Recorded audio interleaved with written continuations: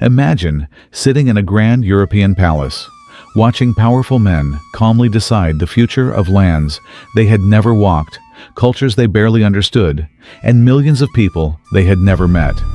No African kings were present, no African voices were heard.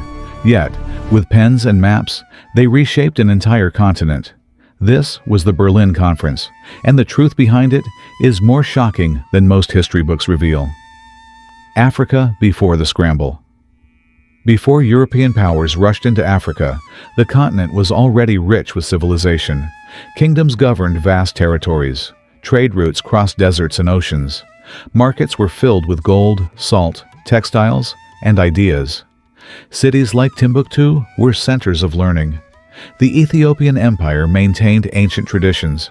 The Buganda Kingdom had structured governments. Africa was not waiting to be discovered. Tea was already thriving. But far away in Europe, a different story was unfolding. Factories were growing, empires were competing, and the hunger for resources was increasing. Rubber for machines, gold for wealth, land for power.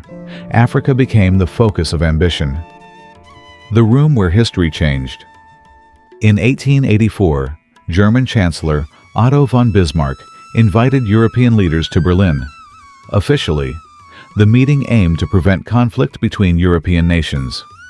Unofficially, it organized the rules of empire. Representatives from 14 countries gathered.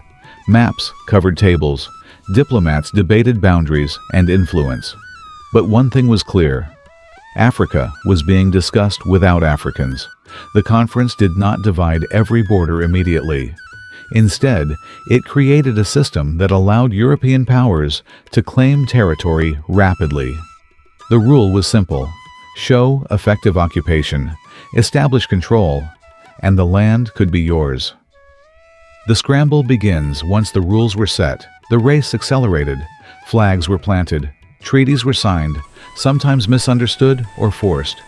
Explorers became agents of empire. Soldiers moved inland. Railways and ports were built, not primarily for local development, but to extract resources. Maps changed quickly. Lines appeared where none had existed before.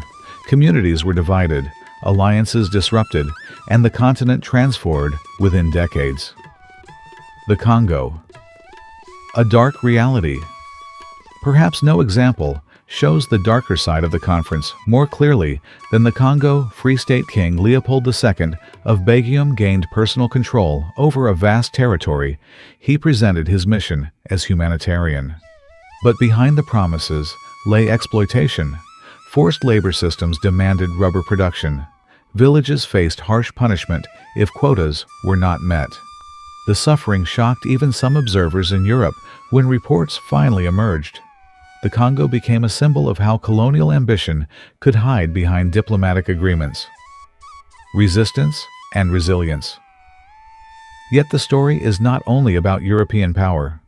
Across Africa, resistance rose. Leaders organized armies. Communities defended their lands.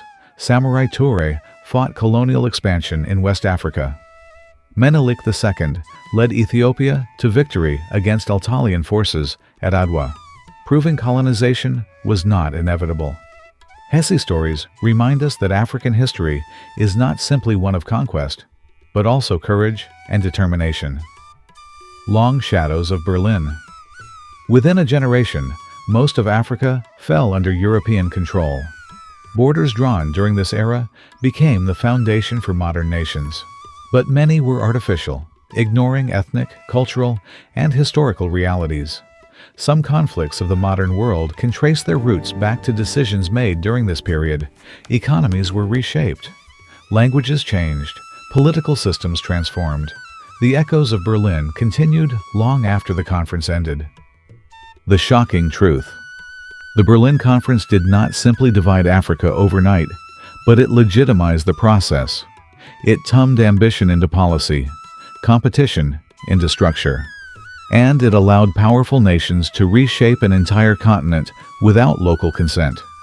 Today, more than a century later, the lines drawn during that era still exist. Cities grow. Nations evolve. Stories continue. But if you look closely at a map of Africa, you are still seeing the shadow of a meeting held in Berlin. A room filled with powerful voices and one powerful silence.